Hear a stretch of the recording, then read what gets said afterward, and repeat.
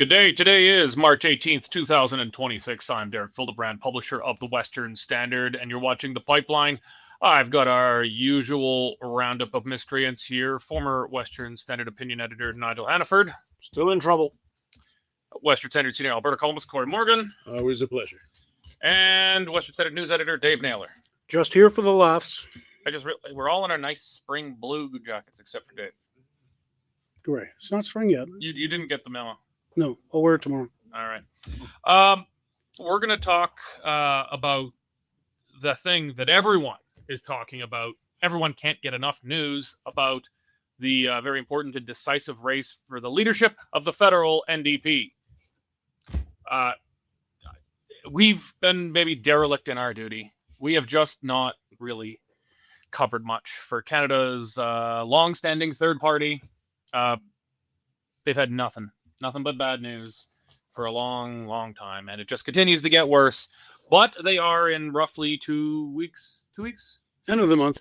Okay, 3 weeks plus. Soon, they're going to vote on who their leader is. Will it be of any consequence whatsoever, or is this just a tree falling in the forest that no one heard? We'll talk about it. The Emergencies Act, formerly the War Powers Act, that former Prime Minister Justin Trudeau invoked to crush the militant uprising at the Freedom Convoy, which has been repeatedly ruled to be unconstitutional and excessive powers. On like the last day possible, the Carney government has decided to appeal that, take it all the way to the Supreme Court of Canada, the very final appeal. That seems like curious logic to me, since I think they would probably just rather let this be in the rearview mirror, but that's odd. But it could have implications for the ability of the government potentially in the future to be able to use military force to crush bouncy castles and hot tubs, things like that. Other sundry threats to national security. But we're going to start first with some, I think, rather ill-advised comments from the Israeli ambassador to Canada. We covered this yesterday, both in the news, and we had an editorial on it. The Israeli ambassador to Canada said, all eyes of the world are on Canada. There's been a significant increase in anti-Semitism and hate incidents against our Jewish community. I don't think many reasonable people would have disagreed with him, but he kept on talking. And he says, this is going to need Canadians to give up some of their freedoms. Now, he did say what freedoms. I think the implication is more likely around freedom of speech, possibly privacy rights, with internet spying from the government or something. Hard to say, but probably most significantly freedom of speech, freedom of assembly, those kinds of things. But saying in order to combat the rise of anti-Semitism, Dave, we're going to have to give up some of our freedoms. Yes. Odd thing for a foreign ambassador to say. Yes, that's what he said. So you're supposed to let me introduce all that stuff. Well, I'm kind of tossing it to you to suss it out, maybe. Oh, okay. Well, I can't. You said it all. Yes, that's what he said. Clearly stepped over the boundary of diplomatic lines. You don't go into a foreign country, no matter where in the world, and tell their governments what to do. As far as I could see, Derek, we were the only media that covered that angle. So I'm not expecting much of a rebuke from the Liberal government. Normally, the ambassador would be called in by the foreign minister and given a stern talking to. But I don't see that happening here. So, Same bloke I had on the Hannaford show here about a year ago. They do tend to overplay their hand. There's a wide sympathy for Israel for the events of October the 7th. I think everybody understood why they reacted. 50 years ago, when I entered this business, everybody understood why they were so very sensitive to anything that appeared in press about that could be construed as anti-Semitic. They were still processing the Holocaust. And in fact, every now and then somebody still crops up who was as a Holocaust survivor. And if not them, then their children introduce them and say, I am a Holocaust survivor's child. Of course, they're sensitive about losing 6 million people in an act of genocide. So I think it was fairly forgivable that B'nai B'rith and the Jewish Defense League took a very active stance back there in the 70s, the 80s. If they saw anything that, seemed to be holding Jewish people in hatred or contempt, they jumped on it right away.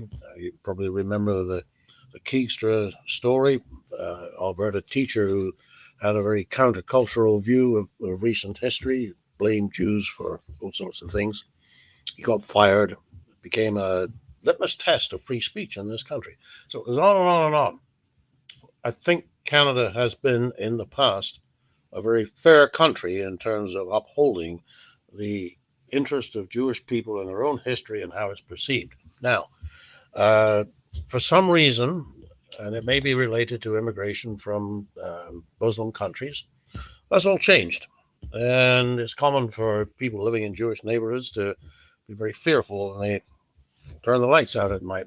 Gangs in the street, broken windows, fire bombs at their little restaurants, and so forth and so on. This is wicked. This is the sort of stuff that we don't want in Canada, and we never tolerated in Canada. So what's changed here? I think the issue is we kind of are tolerating it now, and that our governments do not respond adequately. Good Lord, they would jump all over a small-town newspaper for saying something about the Holocaust that wasn't directly on message. But now, if you want to hold a demonstration on a bridge, block traffic, slag Israel, nobody does anything. No, it's happening So every I think that weekend. the ambassador, although I strongly disagree with what he said, I see where he's coming from. Yeah, it happens every weekend, right? And Yeah. especially in Toronto, where they got death to Israel chants by mass people, and Toronto police just bring them donuts. Yeah, but part of what he's hit though is overstepping Oh, yeah. diplomacy, as we said. I mean, the bottom line is we have all the mechanisms to deal with this. The country has not been choosing to exercise them, so we don't Exactly. need to reduce any freedoms any further. That's a terrible thing to say. That's never a good statement to put out. I mean, that kind of ties into what we'll talk a little bit about later with the Emergencies Act. I mean, I can understand him expressing concern. That's part of the thing. We've had, some people of the Jewish faith are feeling unsafe. We think Canada's not been stepping up well enough. He just phrased it terribly. And when we've had discussions going on things like C9 and such, we're a little more sensitive to where things might be going. Don't need pressures. It's bad. We got enough fight going on in here. We don't need the outsiders chiming in on the legislation. So, I mean, it was worth noting because it's just not the place of a diplomat to say those sorts of things or go into that. But he is identifying a problem. Absolutely, it was worth speaking to. It's Just saying maybe- it's his cure that's the problem. Yeah, I mean, tell your Toronto police to stop bringing them coffee and donuts and actually enforce the laws you already Yeah. have. That's a very valid case and point to make. And no extra freedoms need to be infringed to do that. You just actually have to enforce the existing laws you have. I was chatting. I won't name the person, but I was chatting with a Jewish friend of mine last night. About this. The legacy media covered it and just said, "Yeah, the Israeli ambassador's talking about the anti-Semitism problem in Canada." But we made very prominent in how we chose to cover this story and he says the solution is we have to have less freedoms. And he said so out loud. He didn't just imply it. He said it very explicitly, which it just doesn't seem like a very good thing for a diplomat to say. But I was putting it. It was a good-natured conversation, and I put it this way: how I as a non-Jewish person, received what he said. There are people who have obviously very legitimate problems with gun crimes and shooting, but then they see the solution to go and take everyone's guns away, punish everyone, limit everyone's freedoms because there are a few people who do bad things. And that makes me dislike the groups that want to take my guns away. And so I explained to this person that this will not help lessen anti-Semitism. This would be playing into the worst stereotypes. This would be taking away some of everyone's freedoms to probably give yourself a false sense of freedom. Probably won't help. Censoring people is not actually going to make anyone safer, just as a lot of these gun laws do not actually make anyone safer. All you're going to do is breed resentment. And I think the person understood and took this well, but this is just overplaying. The ambassador is overplaying his hand. I mean, this would be a terrible thing for even a Canadian citizen, I think, to say. It would be bad enough, but fine. We got plenty enough of them who say this. Yeah, I was thinking the same thing. we've got it. But then a foreign ambassador says this, and we would be outraged if the Chinese engage in foreign interference all the time, but they're subtle enough not to say you need to elect the liberals or you need to, there's some anti-Chinese racism, so you need to have less freedoms because of that.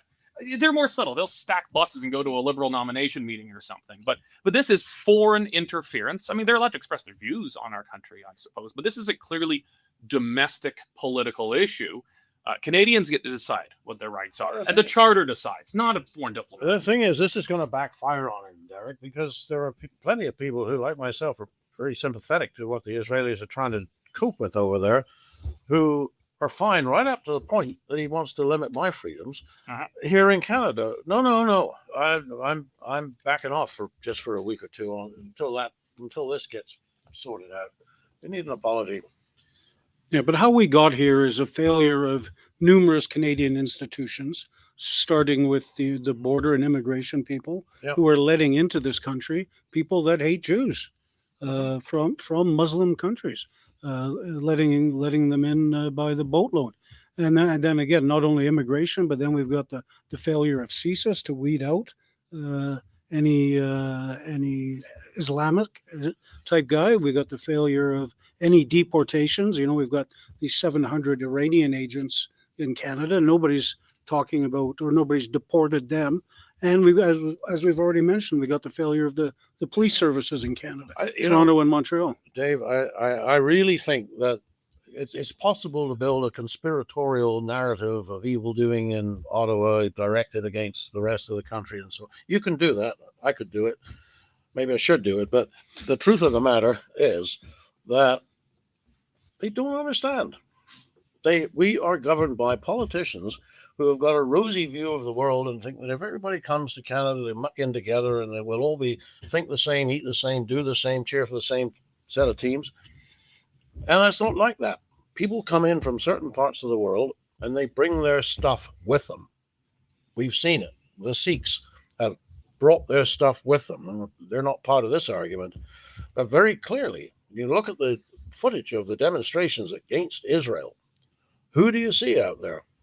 The people who have brought their stuff with them from some other continent. And the people who vote to bring them. And the people who vote to bring them. But they're the ones that I really have an issue with. They are stupid as bricks. They should know better. Yeah, well, maybe that's part of it. I mean, again, it was just a terrible statement in general.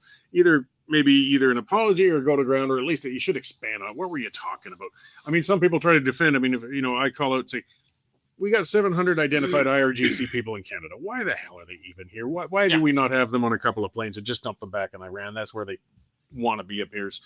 But somebody on the extreme left side, well, that would infringe on their freedoms. Now, maybe in a roundabout that way, that's what I can't speak for. If you're not a citizen, I don't care about your freedoms. Yes, I'm with you there. Your freedoms belong in your country. That's what I'm saying. Maybe there was room for this guy to phrase where he was trying to go with this, because it just sounds so damn stupid.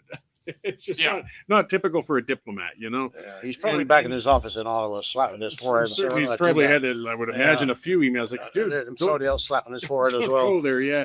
But I mean, it's kind of as we all conclude. I mean, there's lots we can do to make things better without infringing on any Canadian citizens' freedoms, and the discussion of limiting them just shouldn't even be coming up. Well, this would seem to be counterproductive because Canadian society is pretty divided on the Israel-Palestine issue. I think we're generally much less divided, although unfortunately not unanimous. We're less divided on people of every minority group we've got should be protected. They should be safe. They shouldn't have, you want to demonstrate in front of the Israeli embassy and you're not calling for violence. That, you know what? Agree or disagree. That is acceptable.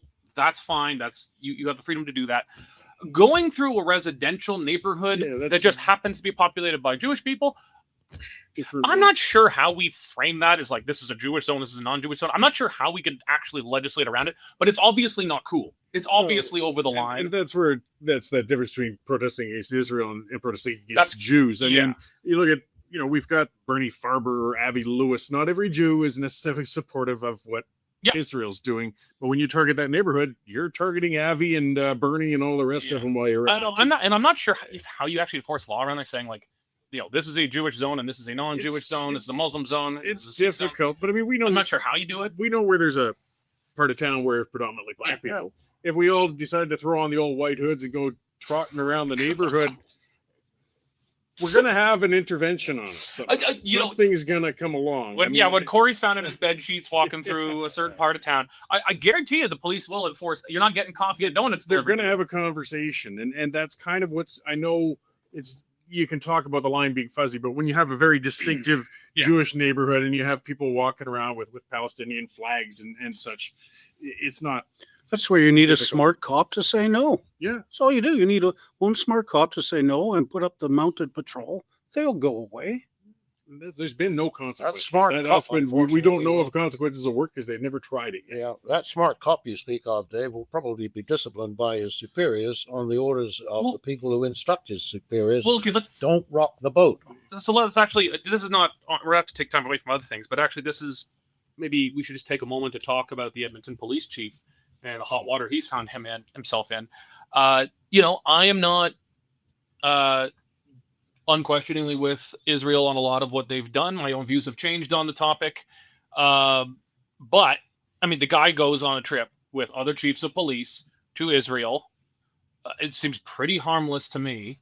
And, you've got everybody calling for his resignation. You've got the mayor, Knacker, or whatever the hell his name is, demanding this guy's head on a plat. We'll call him Knickers. Knack.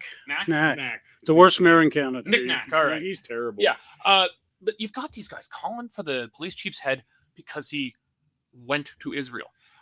I don't know. When I went to Israel and in the West Bank, it actually opened my eyes up to, actually a lot of the suffering of the Palestinians. I saw it with my own eyes. It actually made me more empathetic with the other side. I think I came out more sympathetic to an extent with the Palestinians. But what?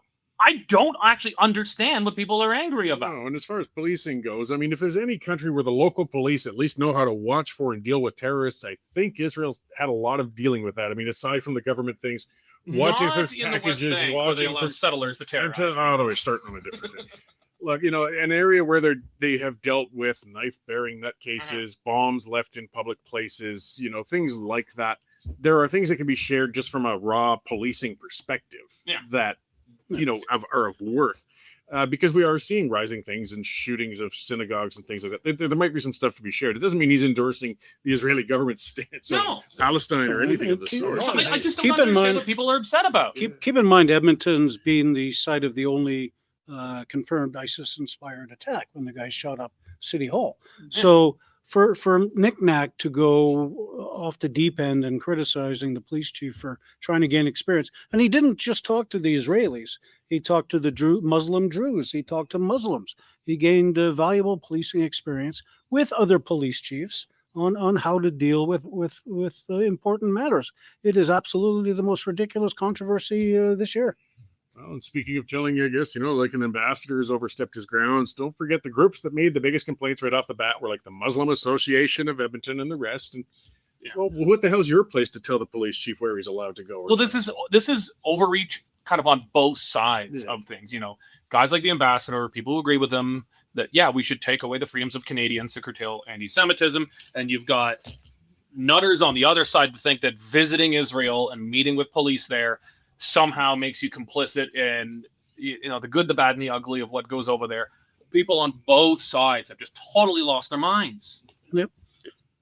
Yeah. You don't own me just because you've given me a job as a policeman.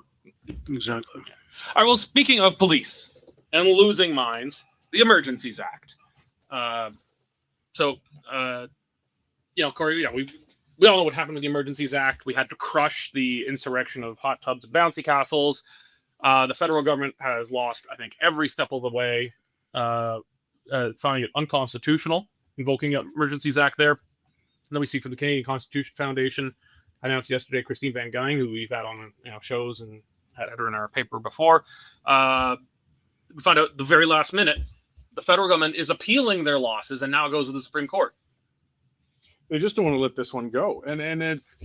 It's not like that we're reaching for consequences like we should, when we've had multiple levels of the courts have said that the government basically illegally imposed martial law in Canada. That they should call the Emergencies Act martial law again, so people understand the gravity of what that act actually is. It's suspending rights to deal with an immediate situation. It was improperly used. That was found multiple times. Maybe they're worried that there are consequences that are coming, though. Korea, there's an example recently where their prime minister illegally used the Emergencies Act there, their martial law there.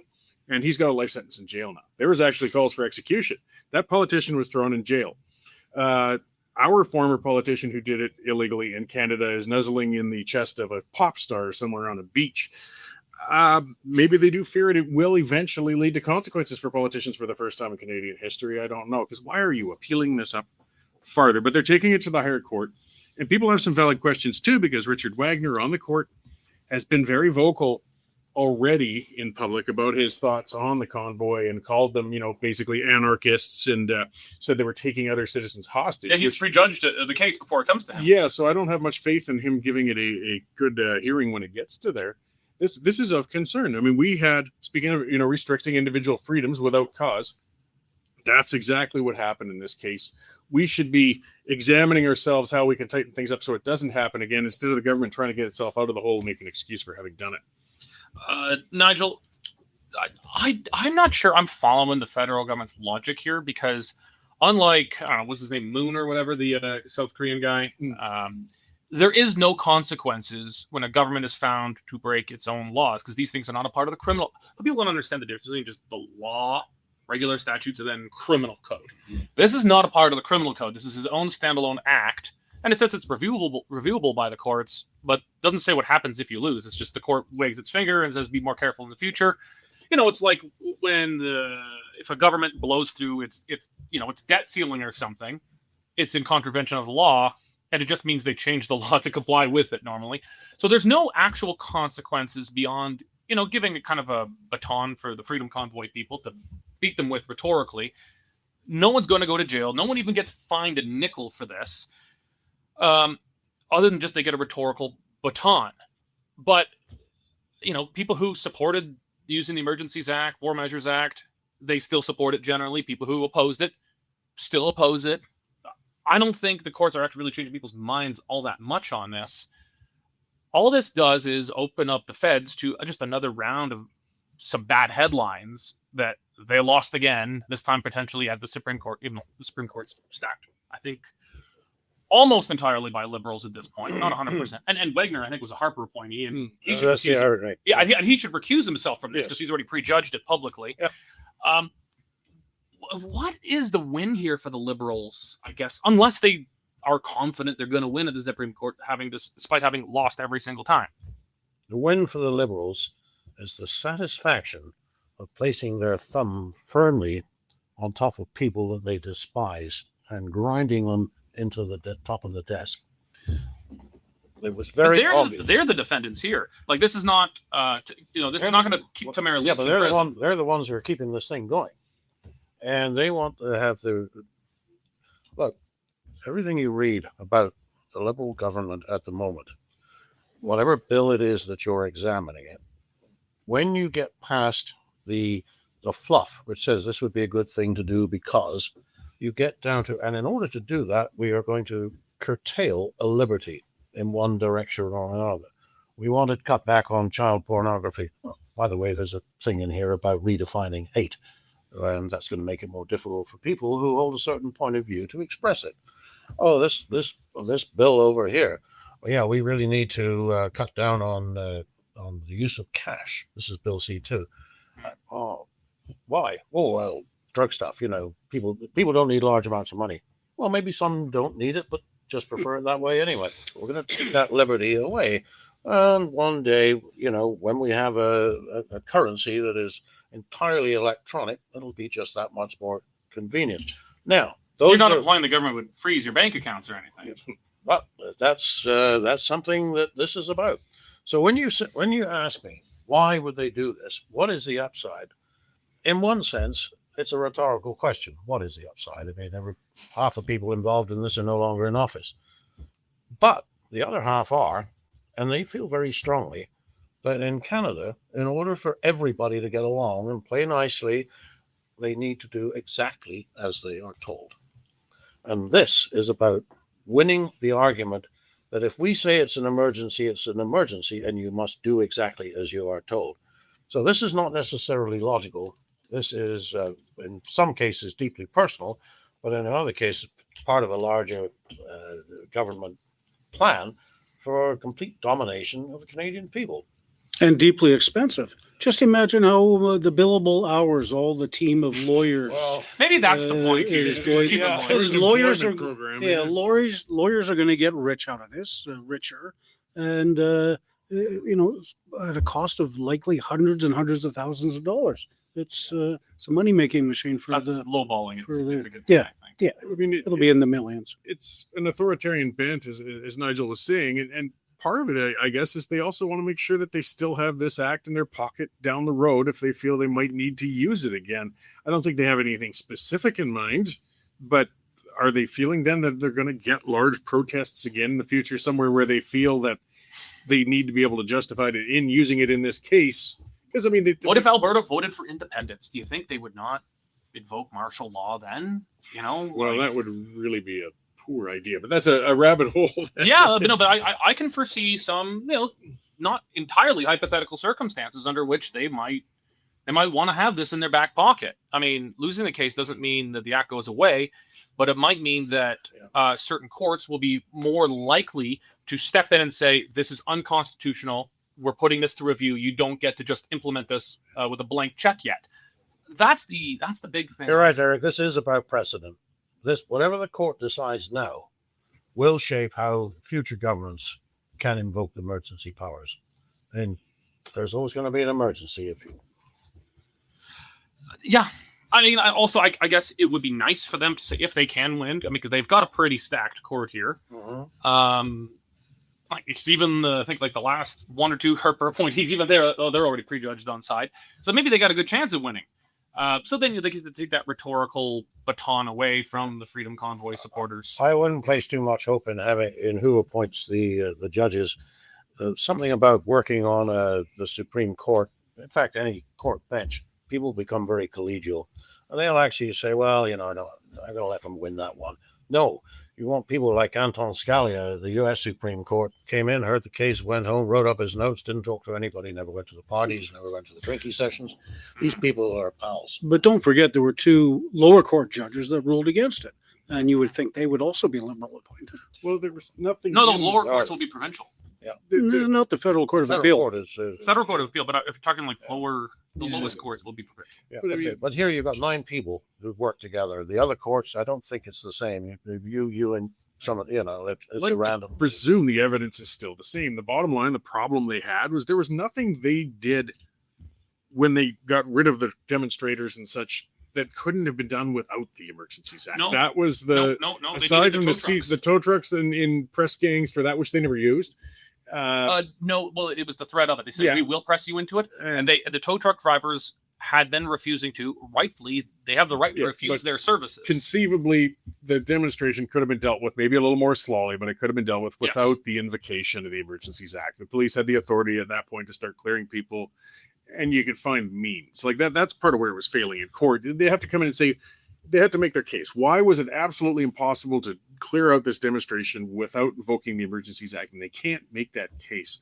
I would just hope that these justices still remember their initial legal training, and that even if they feel beholden to their liberal people who pointed them in there, that there's just not a good basis for.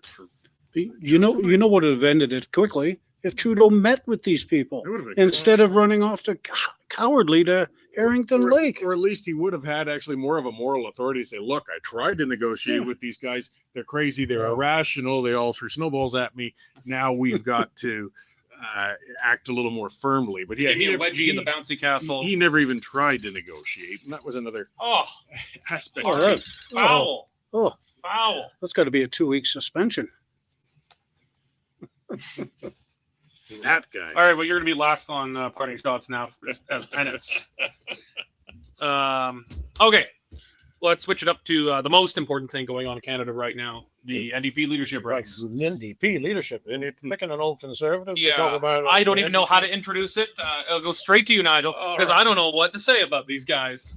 Well, there ain't really that much, but from what we read in this morning's news, the Avi Lewis is leading in fundraising, and when you're leading in fundraising, you're probably leading in popularity as well. So there are 5 of these hopefuls. Then, if there is an interesting thing about it, it is how between the five of them, they actually cover the ground that the NDP travels on. So you've got a hardline union leader, you've got an airy-fairy, blue skies and kiss the grass candidate. You have got you've got the green side, you've got the blue side, you've got the brown side. It's the brown side is not a reference to race; it's a reference to the brownfield development. By the way, for those people who are, I thought you were going to say brown shirts. Well, Jagmeet Singh has resigned, so we have no more about that. But look, so you've got Don Davies serving as an interim leader, and here's what they're all about. Avi Lewis, well, he's a journalist, a documentary filmmaker, a long-time climate activist. So you have and like son or grandson of the former NDP. He is Stephen Lewis. He is the actual son of former NDP leader Stephen Lewis and the grandson of former federal leader David Lewis. So What a family affair. He has perfect credentials. And is he married to Naomi Klein? Yeah. Is he? Yeah, like this is one big family affair. Yeah. Yeah. So anyway, if you are the kind of person who wants everybody to drive an electric car or ride a bike, and by the way, give the country away, he'd be the pick. Now he has raised roughly 778,000. I'm told. I beg your pardon. That's over 1 million now. And he has the largest number of donors. We picked that up out of the Hill Times. So he is, that's about twice as much as anybody else has raised. In fact, it's more than anybody the rest of them have. So it looks like Avi Lewis is going to be the guy unless they find out something terrible about him. Like that he once had dinner with Donald Trump or something, that would be bad. But he represents the left end of the party. It's all about climate justice, activist policies, and a far more confrontational stance towards corporate power and capitalism. Then you got from Edmonton, Heather McPherson. Heather McPherson. She is an MP. She's actually the only sitting MP in the race. And what's her background? Well, international development, humanitarian aid. I don't think it's necessarily a bad thing to be looking out for your neighbors, but these people never do it with their own money. So, and she is also, she has been in Israel.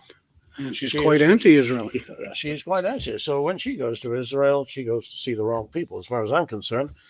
I don't know how the mayor feels about her wandering in the streets of Old Jerusalem, whether he feels any better about her being there than the police chief. But anyway, she is an elected representative. So it is of interest to all of us that that's where she went when she had the chance. Cory, on McPherson, she's kind of got a tough track to tread with kind of rank and file, more, conventional urban NDP members now, because she's represented an Alberta riding, and she was extremely tepidly and really just on paper technically in favor of the Trans Mountain Pipeline. Mm-hmm. She represents an Alberta constituency which shared a name and overlapped with Rachel Notley's constituency when Rachel Notley was the NDP leader and premier and opposition leader.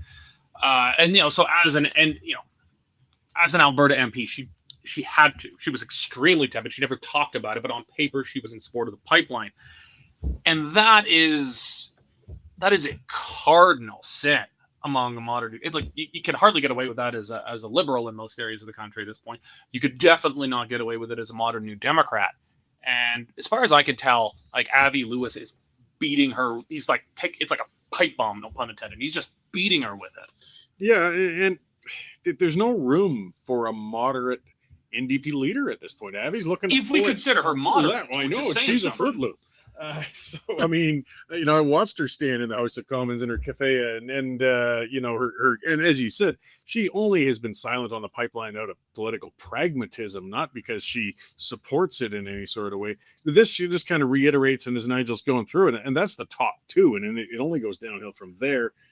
I wouldn't necessarily call the Labour guy. I understand those guys. Yes, I understand. I'm just talking about. Yeah, but they have no chance of winning. Yeah.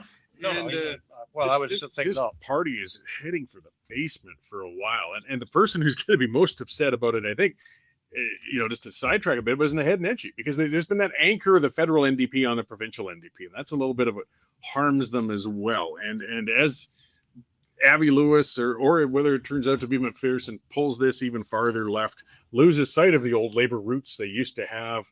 It's been long gone at this point. Yeah, it's the only union members now are more the teachers' lounge ones, not the lunchbox one carrying ones. This is a party in dire trouble, and they don't even know it. They're pulling it into a hammer and sickle mode rather than trying to. Sorry, Dave, go on. Here's something to watch out for. If it's coming down to Lewis or McPherson. Both of them, I think you could describe as what you just did. I'm not going to say because I don't want to get done for slander. But either one of those two becomes leader. They go to the House of Commons. You may have some disillusioned NDP people who say, screw it. I can't deal with this sort of idiocy. I'm going to the Liberals. That's already happening. But yeah, they lost one it was last week. Well, even voters too, though. They're just that's actually where I was going to go with this, was that, if you get somebody with the views of Lewis, there are some of the old NDP people who voted for Jack Layton who would say, the idiocy I don't want to have any more to do with is the Liberal idiocy. So I'm out of it. I'm not voting Liberal anymore. At least these people say what I believe. And that's a powerful motivator for the NDP. So this has got something to do with whether we have an election in the spring. Nigel was talking about, every party's got its different factions. The Liberals oddly have, I think, the least factions. Is just more or less, we're kind of lefty and we like to be in government. So there's less closely defined factions. They've got some factions, but not to the same degree that conservatives or New Democrats do. But traditionally, you've got the two poles that are often in real conflict with each other, even if they try to keep it under the radar, between labor and then like urban, social progressivist. You could be the Workers' Party or the Professors' Party, and you can't really be both. And I guess they've got a Workers' Party candidate, but he's just so far down. He's a non-factor. The two frontrunners are both leading to become the Professors' Party, the urban, the barista party. Heather McPherson dresses like a barista, for God's sakes. Both of them are running to lead that. That does seem to indicate, people have talked about how is the NDP going to reinvent itself? It was crushed by Mark Carney. And there might even be an opening on the left because, as much as we see Carney as on the left, a lot of Canadians see him as more reasonable than Justin Trudeau. He's at least more competent. We'll have to grant the devil his due. He's not an idiot. And he is at least rhetorically, we haven't seen the substance of it yet, but rhetorically, he's not as anti-development of oil and gas and infrastructure, that kind of thing. So there's some opening, perhaps, on the Liberals' left flank. And people have been talking, is it going to be a Workers' Party, or is it just going to be, the Professors' Baristas' Party? The two overwhelming candidates, they're clearly the Professors' Baristas' Party. I think, is like there's no candidate of any standing who's going to make a good showing for being the Workers' Party anymore. Well, we'll have to see in the vote. But the other thing about the NDP is that if you look carefully into their positions on the life of the nation, you have to wonder what their founders would have ever made of it. Yeah. Tommy Douglas would euthanize them. Yep. Well, the founders of the NDP.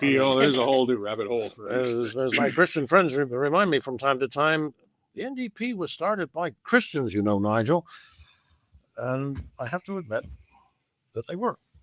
They're prairie socialists, but it's nothing of the party that they were of old. That's for sure. Yeah. So okay. I think very wrong here. All right, parting shots. Since Nigel didn't care to mute his phone before going here, we'll give Dave first shot. All right, first shot. Big doings at Calgary City Hall Friday morning at 10:30, where there will be a solemn procession of 215 smelly old discarded shoes that have been there since the announcement by the Kamloops First Nation of 215 children's bodies found in the graveyard there. So they're going to march these 215 pairs of shoes over to the confluence. Yeah, Fort Calgary for those. Formerly Fort Calgary. Formerly Fort Calgary, will be Fort Calgary again, where these 215 smelly shoes will be housed in a $7.5 million exhibit. So talk about a waste of taxpayers' money. But on the bright side, our good friend Frances Widdowson and her pals vow to disrupt the whole procession with questions about the 215 graves. So it's going to turn into a police melee. So John, our production guy, and a Western Standard team will be there Friday morning, 10:30, to document all the fun. I don't know if John knew that. I think he's like, Dave warned him. Yeah. No, he knew. We talked. okay. Cory, Yeah, I'll keep a low since profile. you muted your phone, you get to go next. Oh, thanks. I just wanted to give a shout out to our friends at the CBC, and thanks to our friends at the Taxpayers Federation for reminding us and putting that out with their ratings numbers. The CBC News now is capturing 1.7% for our $1.5 billion a year. That's what their news hour actually captures for audience share. Their top shows are 3.6%. So it's bad enough that we're spending as much as we do on them. You would think at least it would get in front of people, but no, they aren't watching their crap. Well, I think this is good news. Well, kind of in a way. I'd rather just waste the money. It's on just no one burnt watching. money, I guess. Yes, but it's just to remind people when you're trying to defend keeping that dead old institution, people aren't even watching. Did you see David Cochran's coming back, though? Oh, well, that'll break. He's been missing since stomach Dan Raj's testimony eviscerated him. Went on medical leave, but he posted a lengthy thing yesterday saying, "Not telling you what it's all about, but I vow to be back." And Rosie Barton retweeted a fist pump and said, "Looking forward to having you." So an increase in ratings soon to come. Hey, So I'll watch it. 1.6% of what? Do we know? Of people watching news. Oh, okay. So is that like 160,000 or 16,000 or 1,600? I don't know the hard numbers. I'd have to dig into that. That's just the audience share numbers that come out, because there's part of it too. Is not a lot of people watch TV news anymore anyway. Yeah. That's no matter what station it It is. sounds like not a lot. Yeah. Yeah. Okay. So All right. Well, I'm going in front of Nigel. Good. I'm going in front of Nigel this time. I always save myself for last. Not today, because that was rude.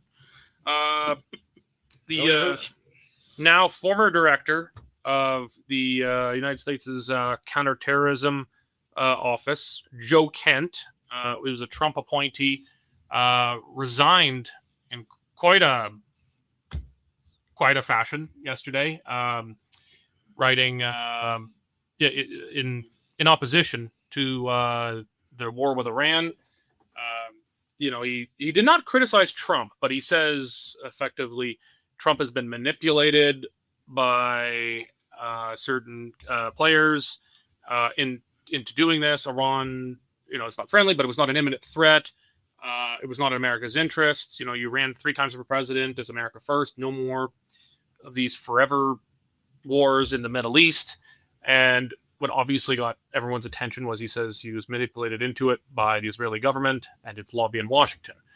That is obviously a very spicy thing to say.